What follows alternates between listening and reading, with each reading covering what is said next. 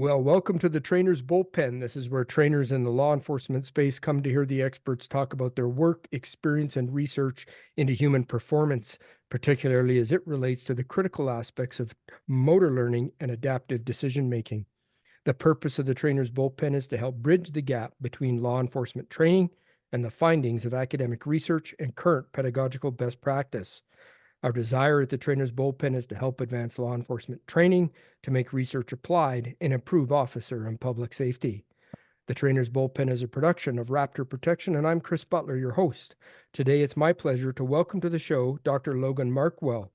Logan is currently an applied scientist of human factors and user experience for an extended reality company and a visiting research scientist at a university in Poland with over 7 years of motor behavior research experience at several research institutions. He holds a PhD in motor behavior from the University of Tennessee, Knoxville, and in May of 2023, Logan successfully defended his PhD dissertation, which investigated the effects of extended motor skill practice in immersive environments from a behavioral, neurophysiological, and psychological perspective. His current research investigates how various factors such as instruction, feedback, attention, technology, practice design, heat stress, fatigue, and human factors influence human learning and performance.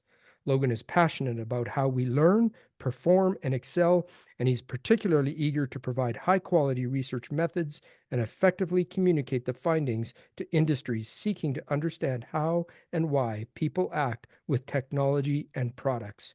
Logan, thanks for making the time to join us today on the Trainer's Bullpen. Well, thank you. It's a pleasure.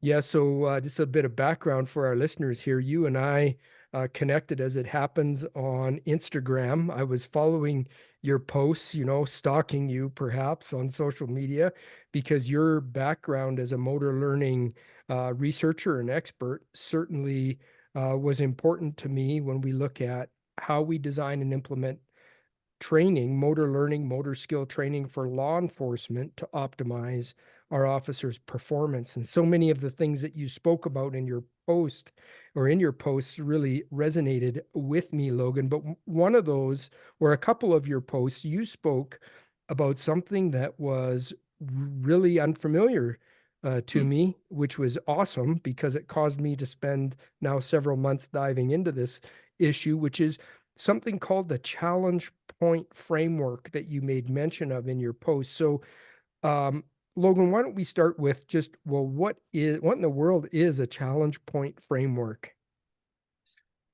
Yeah. So in short, the challenge point framework is this idea where there's an optimal level, or in quotes, an optimal level of difficulty that will maximize our learning potential. Now, there's a lot more to it than just that, but it's really just kind of this sweet spot, this point, or really better, I think, visualized or imaged as a zone, kind of like a bandwidth of this level of difficulty where we should be practicing or training in order to maximize how much we're going to gain from that practice session, or over the course of multiple practice sessions. And so this was a framework specifically published for motor skills, Guadagnoli and Lee in 2004, the challenge point hypothesis. And there's really, in the original framework, there are really 3 points to it, or 3 principles. And one is that it assumes that new information is needed for improvement, which is this idea of like the challenge, like training at a level of difficulty, exposing new information in the environment, whether that's different constraints or just different types of design of practice or so on, in order for continuous improvement or for improvement within that session. The second point is that an optimal level of difficulty, or a certain level of difficulty, is required for this new information. So if we're always practicing in the same environment, we're not going to be getting this new information, this uncertainty, this novelty, whatever that may be. And then the third point is that the challenge point or this challenge zone is dependent on the skill level of the learner. And so everybody has their own unique challenge point for their own skill, whatever that skill that is. My challenge point is going to be a certain point. And so those were the really kind of the three underlying principles in the original challenge point hypothesis that was published.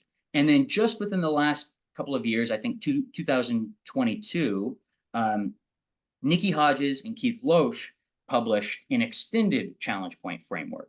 And I really liked their article because it was not an experiment. It was just a review of this and kind of an update on the framework.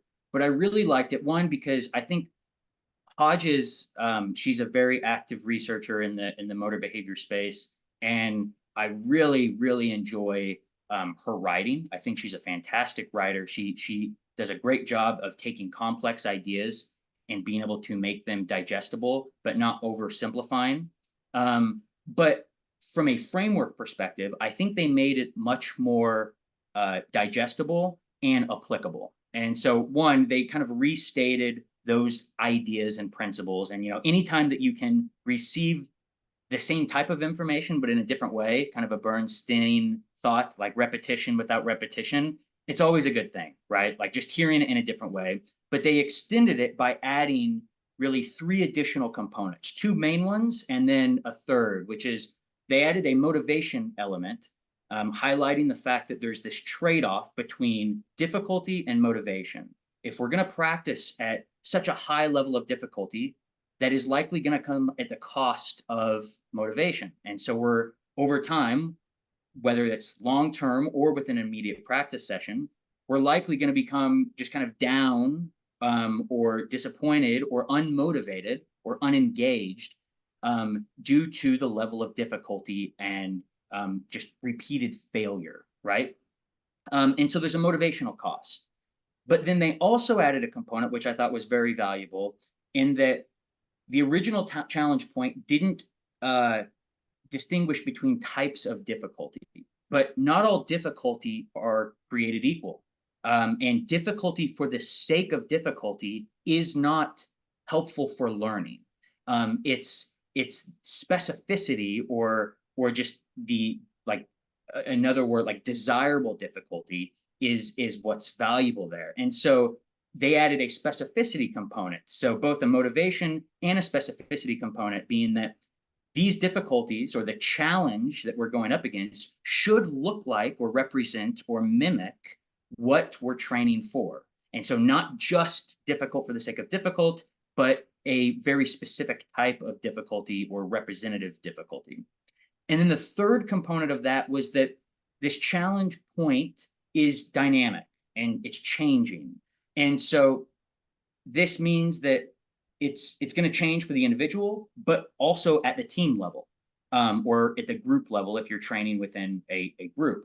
And so this can be thought of both in the short term. We may have a specific challenge point that we're up against, a specific level of difficulty that's going to help maximize our learning potential at an individual training session. So today, when I go train a skill, there's going to be this specific level, but then also over time. And so big picture. And so kind of like micro and macro, or like thinking about it in like strength and conditioning, like a strength and conditioning perspective, like a macro cycle, a mesocycle, and a micro cycle, thinking about it from like over time, what should like how difficult should I be training? But then also being able to specialize within that individual, just that individual practice session. And so for me, I really enjoy this, and I apply it to myself when I'm learning a new skill or working on a skill. I will,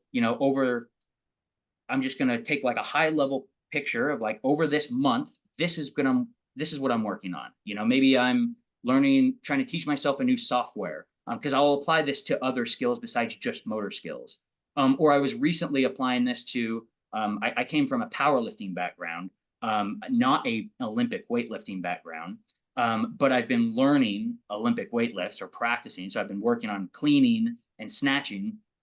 And so I'll look over the course of the month, how many days do I want to practice in like a difficult way for my training. But then in that specific moment, in that single practice session, maybe I'm not feeling that motivated. And so I'll kind of modify or change that. But so in short, the challenge point hypothesis or the challenge point framework can really just overlay any type of training or practice, or if you're trying to learn a skill or relearn a skill or improve a skill, you can overlay this framework and view it through this lens, simply being that there is an adequate or an optimal level of difficulty that's going to help maximize how much you are capable of learning. And we see this, this isn't necessarily unique or new. We see this across multiple different types of bodies of research. And so education has previous theories. This was kind of derived from this concept, desirable difficulties, which stemmed from traditional educational research or learning and memory research. We also see it from like cognitive load theory is another similar idea, stemming similarly from education and learning and memory research. Then there's also the zone of proximal development, which is really coming out of like speech development related research. And then there's the parallel development hypothesis, which is mainly focused on motor skills. But all of these are essentially just practicing or training outside of that comfort zone in order to maximize how much you're going to be able to learn.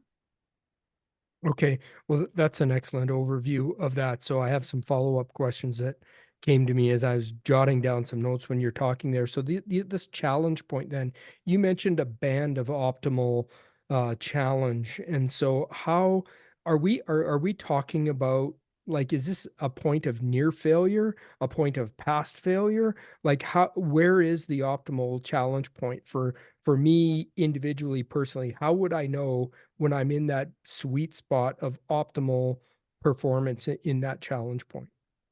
Well, it's it's certainly there hasn't been enough work. I'm optimistic for the future of being able to build, not necessarily myself, but just being able to uh, really quantify what this like zone can look like. And there's been some attempts at it. There's been some like computer simulated work of trying to look at like what percentage of success or failure rate is optimal for learning. And what you really see from that work, as well as some physical education work, is this zone somewhere between 65 to 70%, all the way up to 85% successful. Now, of course, this highly depends on the skill, right? Because in the context of Major League Baseball, batting averages, if you're not going to see 85% success rates for a batter, right? 30% success rates is okay. It's decent. And so like the level or the specific percentage is going to be highly dependent on the skill, or the task. But really what you can be looking for are the characteristics. And this is going to be one, it's going to feel uncomfortable. You kind of know when you're outside of that comfort zone. And it's going to be flagged with failure. You are going to fail, and that's okay. That is the point. And if you are always successful, you're not going to learn as much as you could. And so it is going to be flagged with failure. It is going to feel uncomfortable. It may not be fun, but it does not mean it's not going to feel rewarding, or satisfying. And so I can more better define it by like descriptors or the characteristics rather than give you like a specific range, just because it is going to be more specific to the task or the scenario that you're training for. But flagged with failure is really the first key thing that you want to be considering when looking for this. But of course, not too much, because that's where the motivational cost comes in. Right. Okay. So I'm thinking of, say, for example, firearms training with law enforcement officers, where, I mean, obviously on the street operationally, we want officers to be extremely accurate and quick and good decision makers with their firearm. And so then in the training environment, I think part of our challenge is that our training environment is so non-reflective, Logan, of the criterion environment that we push for almost a zone of comfort in firearms training because we focus so much on perfection of technique rather than, and so then what happens is we have officers who find themselves in a rapidly unfolding high consequence officer involved shooting and perform terribly.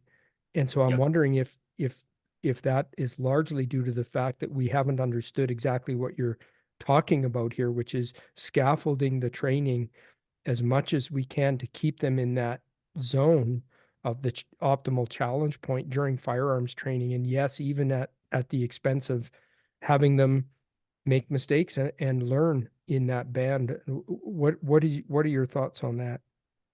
Yeah, so if I'm looking at it from myself or when I'm training or working with somebody else and helping with their training, that I really use this just to kind of overlay, are they achieving certain levels of specificity or representativeness? Does it mimic what it's going to be looking like in the field, where it matters? Because training in the classroom or in the simulation lab, or just in your wherever that may be in that environment, the performance in that environment is not what matters. Performance or how well that transfers outside to the real world or that real environment is completely what matters. And in your case, in a law enforcement example, like the stakes are so much higher. And so the quality of that training environment matters all much more because you're not going to strike out. Lives are art, right? And so, kind of worst case scenario. And so, yes, being able to maximize that level of difficulty in the training environment, being able to maximize that level of specificity in the training environment is going to completely it just it is incredibly valuable to make sure that those are being accomplished in the training environment, so that it is going to transfer to the real thing. Because at the end of the day, that's the name of the game of practice, right? Does it transfer? Is it helping you outside of the classroom into the real world environment? And if it's not, or if it's not as much as it could, why not? And how can we make that more effective? Right. Okay. So um, one of the things that you just mentioned there, this idea of transfer, and I think maybe now is a good time to talk about this distinction between performance and learning, because I, for many years, made the critical mistake of seeing my officers' performance during the training event as an indicator that they had learned. And then I've since come to realize that those are two very distinct things, but I don't think most trainers appreciate the difference and how that relates to this whole idea of challenge point framework. So, can you talk to us about performance versus learning and what's the distinction? Yeah, I think this is incredibly valuable, for any type of practitioner with a training element, and learner. Whether, like, you don't have to be teaching these things; you can also just be wanting to learn these things. And the distinguishing between practice and learning is not unique to the challenge point, though the challenge point does talk about it. It's seen a lot throughout the motor learning literature, and other bodies of work, including like education and memory. Um, but the distinguish is that the way they define, the way that like performance and learning have been defined is really performance is immediate performance. It's how you're performing during practice or that specific day or that acquisition period.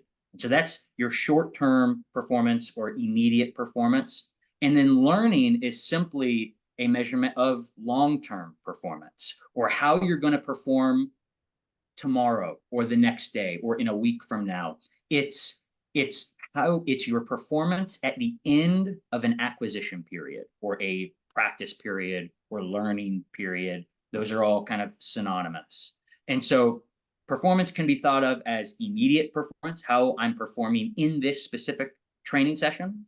Learning is my performance measured after my training session ends, whether that's tomorrow or in a week from now or in a month from now or so on. And the way that it's typically measured in the literature is either a retention test or a transfer test. And these are usually measured at least 24 hours after an acquisition period has ended, just to let people sleep and then come perform and see, how is their performance changed before they practiced and after they practiced. But not during practice, because there's many factors, including just repetitions, performing trials, are going to influence our performance of the next trial. And so being able to measure performance at the end of a practice period, the next day or in a week from when practice ends, is just a very valuable way to assess how well are we actually progressing. And so what I like to do with myself and people that I work with or groups is, if you look at like the snippet, like the first snippet of your practice session, and look at how you're performing then, that essentially acts as a retention test or a measure of retention, because it's going to be the first several repetitions of your performance for that day, which is kind of acting as a measure of retention. And that is a much better indicator of how you're performing from day to day than just looking at any given spot throughout a practice session, or any given level of performance throughout a practice session.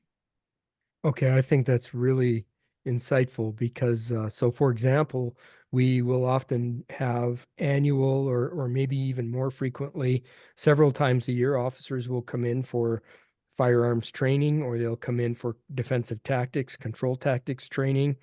And one thing that we often see is at the very beginning, so it may have been several months before they've practiced a skill, and now they come in and it's just horrible at the very beginning. Like it's like they've never learned it.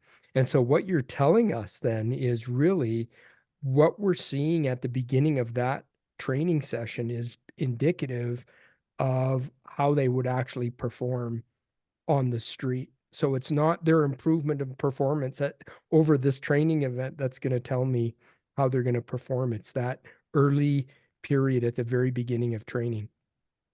Yes, or at least closer to how they are throughout the entire duration of that assessment or that test. Now, I will add a caveat to that. A transfer test is really a better indicator of how they're going to be performing in their applied context, which, because a transfer test is assessing how well they're able to adapt to novel scenarios or a slightly different task, or in a not so slightly different environment. And so that would be a better indicator. So if they're in a simulation, that the first few attempts going through that simulation, that's representing what's going on in the real world, I would predict would be a much better indicator of how they really are going to be performing than the cumulative performance in that baseline or that assessment day.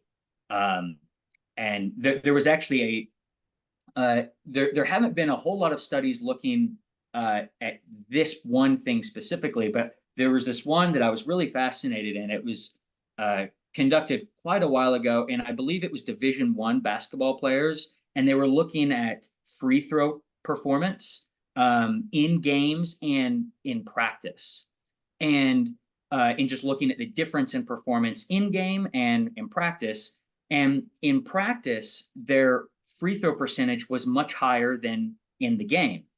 So that an indicator that their practice performance was not a great predictor of their in-game performance, because it was much higher. But their first two free throws in practice was not any different than their free throw percentage in game performance. So their first 2 free throws in practice, which were highly specific to the game-like environment. So if you think about it from like a challenge point perspective, it's right when they're coming in. They haven't had a lot of warm-ups or, trials before that to inflate their performance. It's highly specific to what they're facing in the game. So it's only 2, just like they would experience in the game.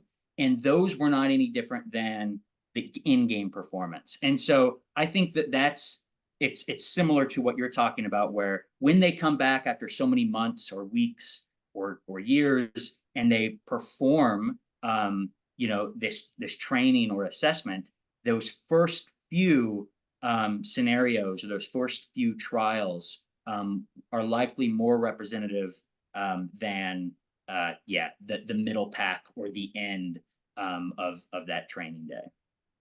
Okay. Well, I'll have more to ask on that in a few minutes because I've got all kinds of thoughts running through my mind as a trainer on how you could use that to help demonstrate maybe a need for learning and motivating your students at the beginning of training. But I'll park that for now because I want to get back a little bit into the challenge point framework, talking about. So, one of the things that, as I read through the papers and Logan, the one that you mentioned, I think by Hodges, is called an extended challenge based framework for practice design in sports coaching, which was published in the Journal of Sports Sciences. And for our listeners, we'll have a copy of that paper that Logan mentioned appended to the show notes. So I'd encourage you to take a look at that. But one of the things in reading through a lot of the research about the challenge point framework is they tie together these concepts of practice variability and contextual interference, two very interesting concepts, I think. So why don't we start with practice variability? Logan, why is that so important to the challenge point framework and motor learning? So the way that they related those to the challenge point framework was a way to influence the level of difficulty. Specifically, they break down this idea of nominal difficulty or nominal task difficulty and functional task difficulty. And I'll tie it back into practice variability and contextual interference. But so nominal task difficulty is just this absolute level of difficulty regardless of the person. So if you're shooting if you're shooting a rifle from 50 yards away, right? It's going to be it's going to be twice as difficult as shooting a rifle from 25 yards away at the same size target, assuming our target is the same size. But that difficulty, regardless of you or me, is the same. And so I grew up with firearms and I grew up shooting, but I guarantee that you have way more experience shooting a firearm than I do because I'm not that experienced at it. It doesn't matter how many times that we have both shot that type of firearm, that nominal level of difficulty is the same for both of us. But functional task difficulty is the level of difficulty on the skill or dependent on the skill level of the individual. And so for me, that shot is going to be more difficult. It's going to have a higher level of functional task difficulty than for you, because I'm assuming that you're more experienced shooting that type of firearm at that distance, if that makes sense. So that functional task difficulty is dependent on the individual. It's just an individualized level of difficulty. Nominal is constant regardless of the individual or their skill level. And so the way they needed factors that influence level of difficulty of the task. And at this point, when the challenge point was originally published in 2004, they were taking these concepts that had been well studied for decades prior to that were known to influence level of difficulty for the learner. And so practice variability and contextual interference were 2 of those. And so practice variability is this idea of it's also used as contextual interference within. So it's within a task. Those 2 are really kind of the same thing. And so practice variability is simply adding a slight variation either to the task or the environment of that specific task. So if you're shooting a firearm, moving your distance from how far away that you're shooting at a target, you're adding variations to that task or to your practice. And so traditionally, it would be, let's say you're shooting from 3 different distances. Let's say it's 20 yards, 30 yards, and 40 yards. And the way it was kind of traditionally examined was a varied design of practice and a constant design of practice. And so a constant design of practice would be you shooting 5 rounds from 20 yards, you shooting 5 rounds from 30 yards, and you shooting 5 rounds from 40 yards. A varied style of practice or design would be in a random order, you're going to shoot 5 times from each location, but you're going to have one from 40 yards, then 20 yards, then 30 yards, then 20 yards, and 40 yards. And it's still going to be the same. It's going to be 5 at each, but in a varied order. And so what we see is that when you increase the variability in a skill, and this is kind of general, so I'm kind of generalizing here, but what you typically see is higher levels of variability, of practice variability, is going to decrease immediate performance. So it's going to have a negative effect on our immediate performance because it's more difficult, but it's going to have a beneficial effect on learning. And so we have it benefits on learning, but detriments on immediate performance, which is why it's important to be able to separate performance and learning, because that is a factor that influences our performance and learning differently. It minimizes performance, but boosts learning. And so that's practice variability, is just adding a slight variation or a larger, it doesn't have to be a slight variation, it can be a larger variation to that single task. You're not changing tasks. Contextual interference is similar, except it was traditionally examined by multiple tasks. So if you're going to shoot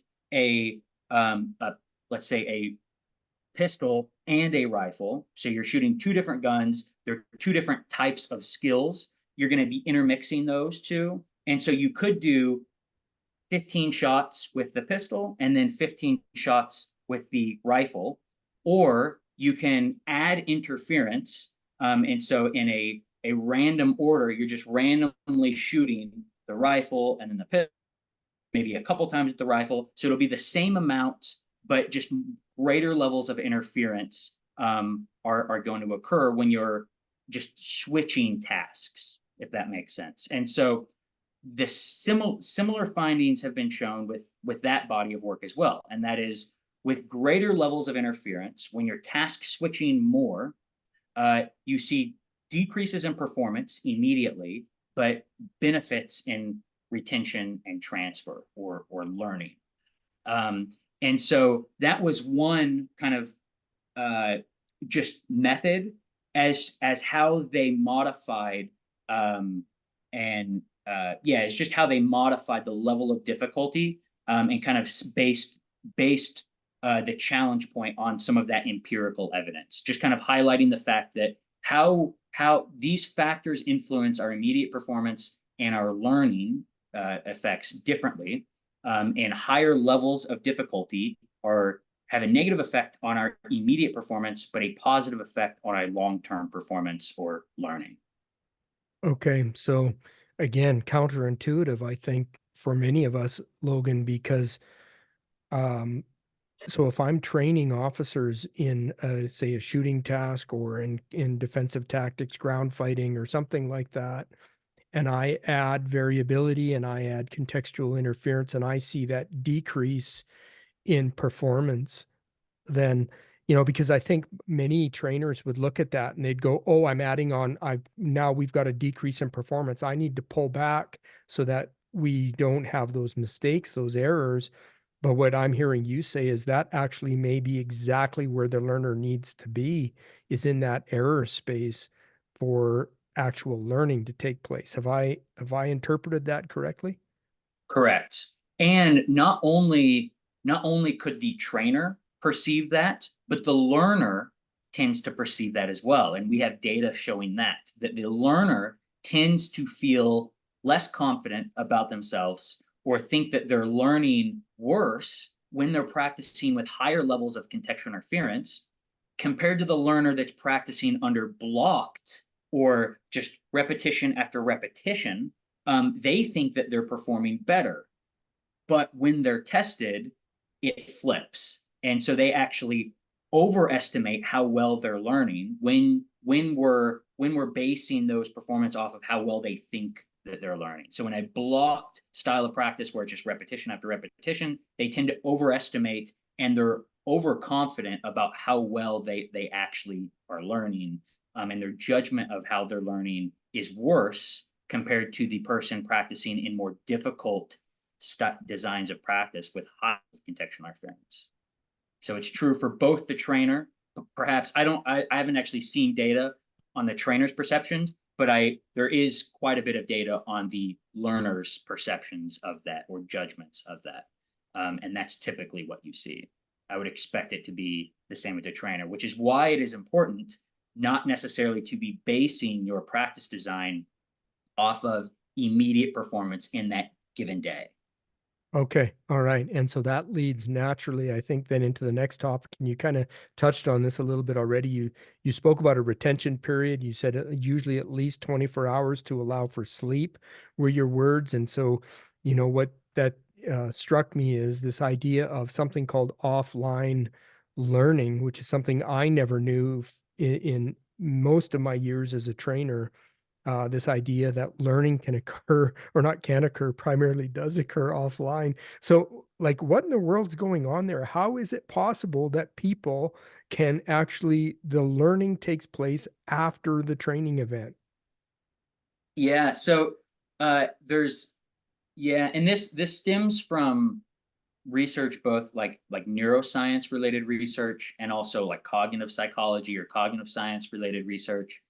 They sometimes use the terms offline gains and online gains. Um, and as you mentioned, offline gains are simply improvements made when they're not practicing. So between practice sessions or between testing periods. So there hasn't been any practice that has occurred, but if I pre-test you and post-test you, there's a benefit or there's a gain between pre and post. And the short answer is as to why that's taking place. There isn't a definitive answer as to why that's taking place. I think the best explanation is like memory consolidation. So as we sleep, we're consolidating our memory, and I think that's one of the best explanations that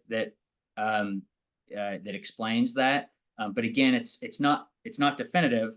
But we do see that, and when we practice specifically, and when we practice with high levels of difficulty, kind of based on that challenge point framework, there just because you're practicing poorly or your performance is poor today does not mean that it is not going to improve tomorrow, even without additional practice.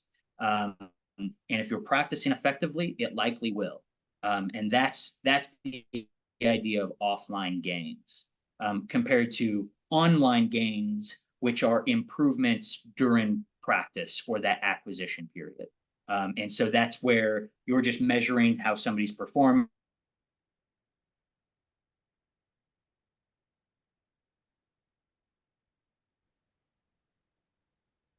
Uh, are you still there? I lost you for a Yes, second. Okay. I am still there. I am Great, still there. great. Okay, so I get if they don't completely understand the process of what's going on, but I think from what you're saying, the research would show the evidence is that it actually very strongly does occur, this offline learning taking place and primarily during sleep. So what then, like as a trainer, uh, is there a particular place in my training day? Like if I'm doing multiple different types of shooting exercises or control tactics training, is there a way that I should think about offline learning as far as how do I schedule my motor learning that I'm doing that day? Does that impact scheduling and design? Um, well, scheduling and design is going to impact offline gains. And so practicing with higher levels of variability or just higher levels of difficulty, proper difficulty, and higher levels of specificity will likely impact offline gains. As far as doing it throughout, there's been also a bit of work looking at like how much can we practice and continue to benefit before there's like diminishing returns. And there's a limit to how much. It's difficult to quantify like for like and be able to generalize that across all tasks.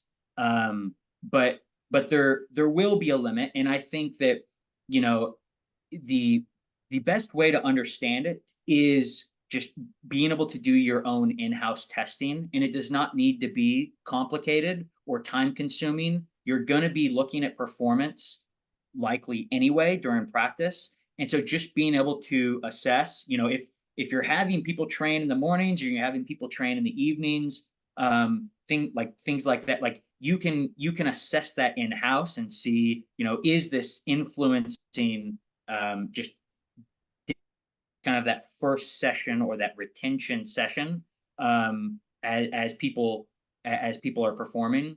Um, but uh, but like sleep is going to affect it, and that just kind of follows a line with like kind of the standard, 7 to 9 hours of sleep.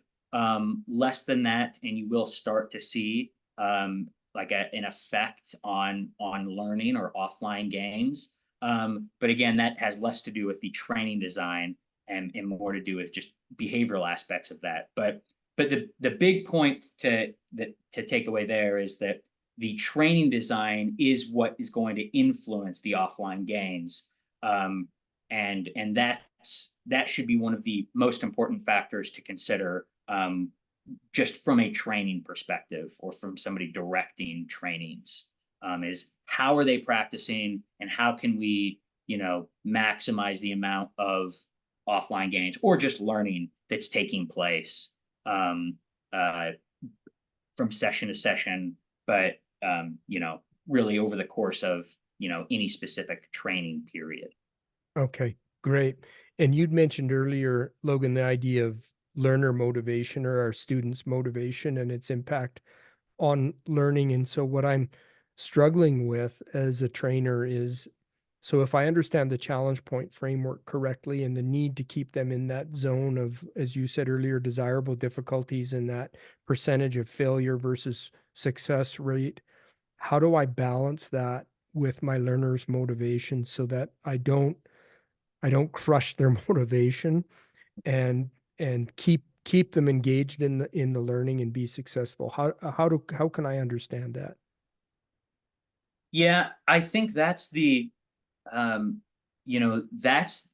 one of the uh, that's just one of the values that a good trainer can provide, is understanding what that balance is for their groups, their trainees, whoever it is that they're working with. And that I don't necessarily have a specific recommendation there, but noting that, one, just because they are not motivated does not necessarily mean they cannot learn. And so sometimes we can become motivated in the process of practicing and just performing. There's plenty of times where you work your way into becoming motivated. And so just because they're not necessarily motivated does not mean that there's no there's no learning potential there. Um, but it does tend to be beneficial. And so I think one of those is simply just reframing how the style of training, the idea that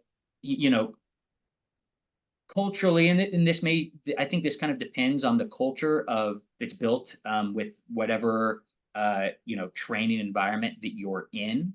But like failing was kind of always a negative, like in the training circles that I was in, and just kind of reframing that as a beneficial thing. Like you're likely going to be gaining more from failing than always succeeding. And being able to really reframe that is going to be beneficial for motivation. I'm going to be, my motivation is going to be less negatively impacted if I know that failing is okay and that it's a good thing and it's a part of the process, and then I'm learning more from it. I'm assuming that it's, desirable difficulties and not just difficulties for the sake of difficulty, or failing for the sake of failing, but training should be ugly. Like that's okay.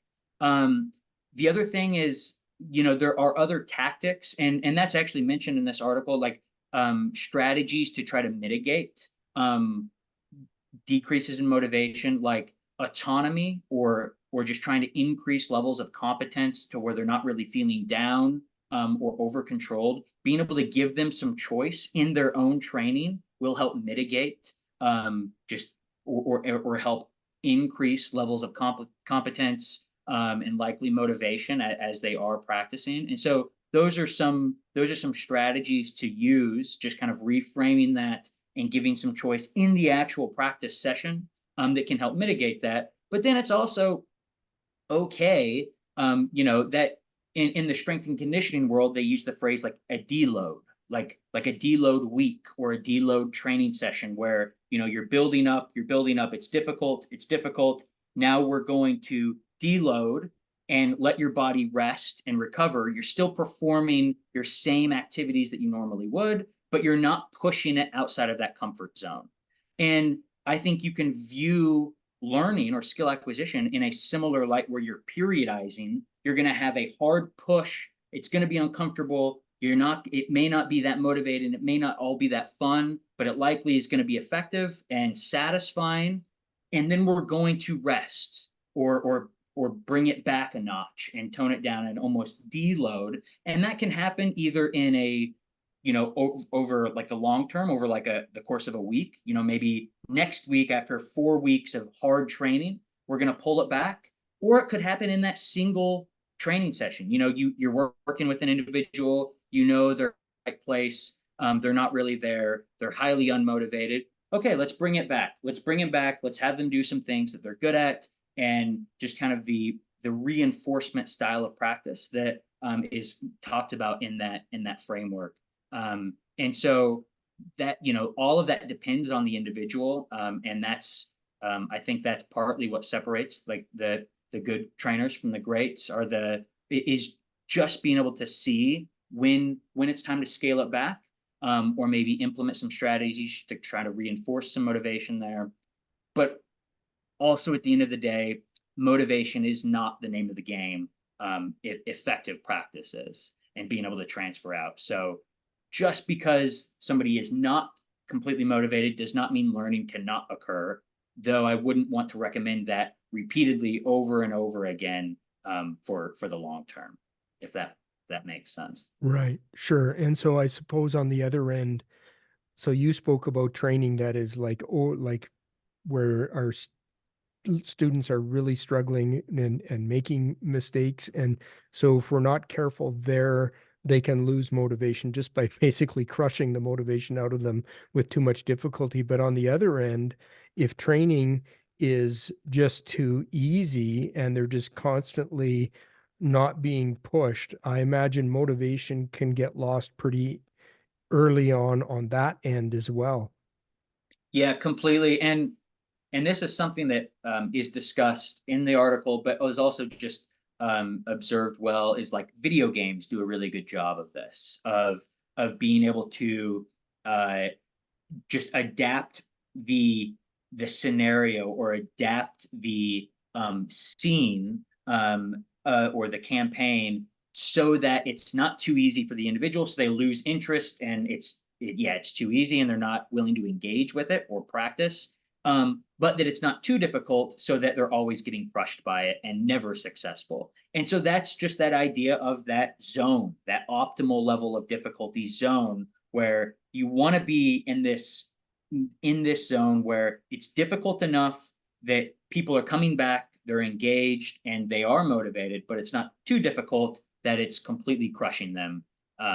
And yeah, either physically increasing their risk of injury, or just psychologically kind of deflating their motivation.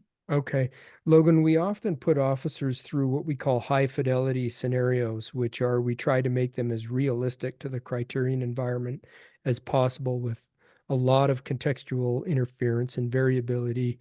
And the closer we get to reality in those scenarios, often just simply the more errors officers make, errors in perception, in judgment, decisions, motor skill performance. Would your recommendation be like, if I have officers for an 8 hour day, Logan, should I end the day on a success for them? Like, I always hated having an officer go through a scenario at the end of the day, and if they made some very critical performance errors, sending them away and letting them stew in their own juices without having them have a success at the end. Like, am I on to something there? I haven't seen any research that would say, you know, end on a success, but just kind of intuitively, I always felt that was the right thing to do. You know, to be honest, I'm not aware of any data to support that idea, or any studies that have really looked at that. There could be, but I don't know.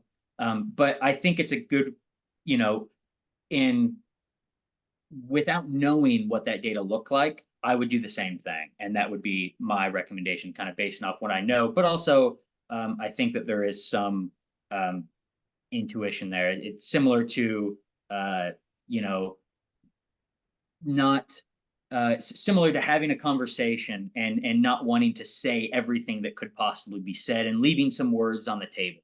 Kind of not necessarily ending on a high note, but you know, I think there's something to be said for not ending with motivation completely low, or at a very low point, because there is data to suggest that low levels of motivation will just hinder like just practice, like they're engaging in practice. And so that's one of the indirect effects of low motivation on learning, is they'll just stop practicing or training. And so I think there's some, like, I think that could be an effective strategy for for keeping motivation at a moderate, not, it doesn't necessarily have to be high, but at a moderate level, so that they're willing at least to come back to the next time.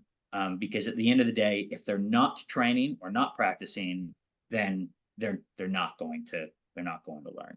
And so that's what will matter there. So I think Yeah. that there's some wisdom in that. Yeah. Right. Okay. No, I appreciate you said that because that's one of the things that I've seen is, especially when we look at in-service training where we got our officers coming back repeatedly, is I remember so many times where officers, they're already in such a negative state and in an anxiety state coming back to training because they're thinking about how badly they were crushed, not physically, but Mhm. like emotionally, Yep. psychologically during the last training event. And this is the last place they want to be.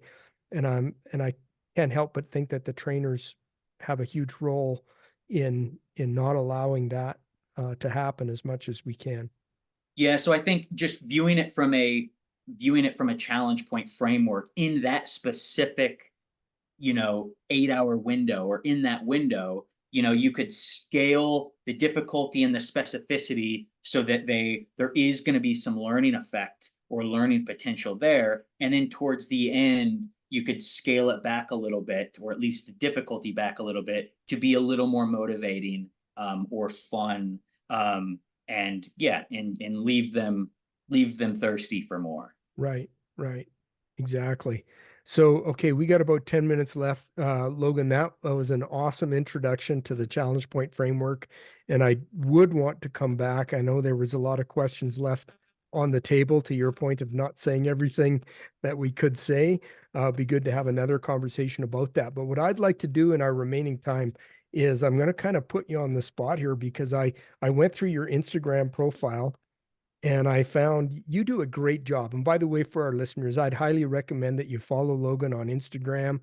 He regularly puts out very insightful posts and some that are somewhat, at least for me, provocative from a motor learning perspective. And so what I want to do, Logan, is I'm just going to throw out some of your posts back to you and Okay. allow you an opportunity to expand on each one. Like, what did you mean by this?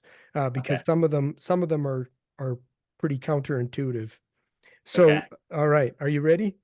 I'll do my best. Okay, all right. So here's one. You said specificity is one of the most well-known concepts, but likely the least understood. It's typically viewed through a mechanical lens, utilizing similar movement patterns to increase specificity. This is important, but barely scratches the surface. Okay, Hmm. over to you. Yeah, I think, at least I often think that specificity comes from kind of like an exercise science or a strength and conditioning perspective. I think that it's used a lot, and people hear specificity and they think that their practice should, like, their physical movements should look like their physical movements do in the game, or maybe they should be training with the same loads, and so it's very much through a biomechanical lens or a technique lens even. um, but the I think that leaves out so much of the psychological element that is occurring, or to put it in another way, like the perception action coupling happening in the game or in the real world environment that's taken place. And so, that does not account for things like the emotional state. If you have to perform under pressure or under anxiety, how, or in a big area of fans or under time constraints, or under multiple sources of information coming at you, that doesn't account for any of those things. And if you are not doing those things, though you have the mechanical aspects down completely, you will not be successful come to the real thing. Those things matter so much, because I mean that's it will yes it will cripple somebody, and greatly hinder their transfer, to the real environment. And so I think that, yeah, just lacking those things, only focusing on the biomechanical lens, is yeah, greatly minimizes the effect of practice. Okay, awesome. That was a great expansion on that. Okay, number two. Uh, these are your words. Perfecting technique can slow skill acquisition because it focuses on single movement solution technique to a movement problem goal. Skillful movers can generate multiple solutions to solve the problem. Variability is key. Yes. Enough Yeah. said. Yeah. Uh, I like to think about, when it comes to motor behavior or just movement, like when we're trying to accomplish an action, it's a movement problem, and we're trying to utilize a movement solution to accomplish that movement problem. And focusing on technique only only is focusing on one single, the keyword there is one single movement solution. It does not allow you to practice multiple types of solutions. But in the real world, in an applied context, it's very unlikely that you're just going to be able to perform that one single solution to accomplish that goal. You may have to do it in a variety of ways. And so things like contextual interference, practice variability, and even from like a specificity viewpoint, if you're viewing it from specificity, it is not specific to only practice one single solution or one single technique to a movement problem, because never are you only going to have to be doing one single technique to that movement problem. And so, yeah, practice multiple solutions, because there's always more than one way to solve a problem, and you should be practicing them. Okay. All right. Love it. All right. Next one. This one hit me, very much convicted me. You said bad instruction has a larger negative effect than good instruction has a positive effect. Yeah, I Yeah, I that that I this stems from a lot of the research looking at focus of attention, and so I done quite a bit of this, early on in my research path, And what we see here is, traditionally it's looking at like an external focus of attention, which is focusing on the movement outcome or the effect that we want to have. An internal focus, which is much more biomechanical or body movement oriented, or a neutral focus, which is just do your best or you don't say anything. And what you see there is that typically, like in general, the evidence from that suggests that an external effect, an external focus is going to be greater than a neutral focus or an internal focus. And so when we focus on the movement effect, our performance and our learning can benefit from that. But when we focus on an internal or when we focus internally, or we provide instructions or feedback that elicit an internal focus to our trainees, uh, while there are some studies that may not show that an external is always better than a neutral focus or the control condition, those studies very often show that an internal is still has a negative impact relative to a neutral condition. And so oftentimes what we see is just not saying anything at all facilitates performance and learning better than saying the wrong things. And so for me, I stand by, yeah, bad instruction has a larger negative effect than good instruction has a positive one, even though good instruction does have a positive effect. It just really, I'm trying to emphasize the negative effects of bad instruction. Sure, 100%. And just on that, for our listeners, if you've not read a book called The Language of Coaching by Mm. Dr. Nick Winkelman, he talks extensively about what Logan just mentioned about how our language should be such that it keeps our learners in an external goal-oriented focus of attention rather than in an causing their attention to go internal. So that's The Language of Coaching by Dr. Nick Winkelman. Okay, Logan, a couple more. You like to do these myth bust Mondays, and so I'm going to give you a couple of these. The first one is myth bust myth bust Monday, the 10,000 hour rule. Now, come on, Logan. I read Outliers by Malcolm Gladwell, and so I know I have to practice for 10,000 hours. Right, right, right. Yeah. Well, didn't we all? Yeah, the look, I like the idea of practice frequently and practice a lot. That's the good part of the book, or the 10,000 hour rule. And I mean, for those that don't know, I think most know it's just 10,000 hours is the key to expertise or the key to attaining expertise. Or it takes about 10,000 hours to attain expertise. The problem with that is that so many people have 10,000 hours of a practice skill and they're not good at all at that skill. And that's just the reality. And my beef with that rule in and of itself is more of just the interpretation of the research that rule stemmed from. And so Anders Ericsson was the researcher behind that. And really what that rule was one, he never intended for that to be a rule. He said that numerous times and has kind of called out that rule that this was not the intention. The intention was how you practice, the quality of your practice matters, and it you have to practice a lot, but it's not about the quantity. It's all about the quality of hours that you spend practicing. And the rule was made because that was the average that it took many of these individuals. They were musicians that Anders Ericsson had examined. But some of them they had 40,000 hours of practice. Some of them were only at like 5,000. Some were at 15,000 hours. And so it was just the average that they were looking at is that's how long it took them. The other big thing is that these were just self-reported numbers. And so and that's Anders Ericsson called that out in his own research, saying that like, yeah, like we take these with a grain of salt because these are just they were retrospective self-reported data. So it was just like how, in a journal, how long were you typically practicing every day, and let's total those up.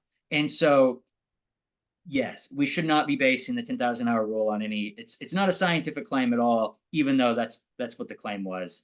Uh, Practice well and effective. And if you want to be really good at something, you're going to have to do that a lot. But the quality of practice matters most. That's a great takeaway right there. The quality, the conditions of training. All right, last one. Myth bust Monday. Confidence is the key to success. How can that Nice. possibly be a myth? Yeah. So this one is just one because it's I see it in well, it's just the motivational quote that you'll see in social media or hanging up on the wall or in a large company. It's on the wall there. But if we look at the data, there's a handful of studies. Some of them were actually tested using the contextual interference like paradigm, like using that. And I mentioned this earlier, and that is when we are really bad predictors of how well that we're improving, including how confident we are about our own improvements and our own current performance. And so, what you see is when people practice in with higher levels of contextual interference or practice difficult, they typically uh, are underestimating how well or they're just going to be much less confident in how well that they're performing relative to people that are practicing just repetition after repetition in a very blocked manner. And so one is a poor practice design, but an easy practice design. And one is a more effective practice design, but a harder practice design. And what you see there is that the people in the easy, less effective practice design are more confident about their future performance. But they're not only more confident, but they're less accurate. Whereas the others they're less confident compared to the others, but they're more accurate in their future performance. And so while they're not as confident about how they're going to perform tomorrow, they're more correct or they're more accurate about how they're going to perform tomorrow than the other guys. And so relying on confidence, it's just it's not a predictor of future performance. Even though that's not the 30-second Instagram clip that goes viral, uh, and there's not nearly as much money to be made there.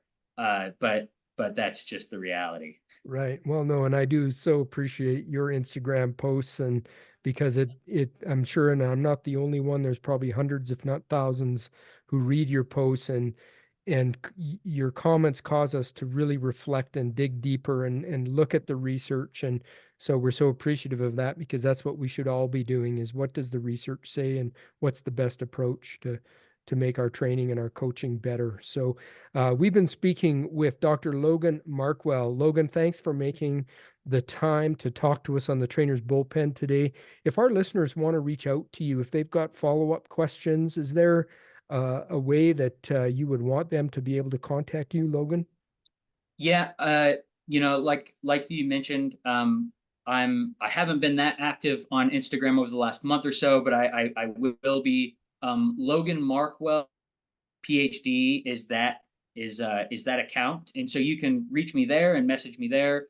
But also you can email me at loganmarkwell95 @gmail. Is a good email to reach me. I'm also on LinkedIn. I'm not active on LinkedIn, but I do look at messages and like things from time to time, so you can reach me there as well. But I appreciate you having me on, and this has been a lot of fun. And always, if if it's about motor behavior and motor learning, I'm interested, and this kind of stuff gets me fired up. And so, anytime, I'd love to chat again. Awesome. We'll take you up on that offer. All right, Logan Markwell, thanks very much. We'll talk to you Thank soon. you.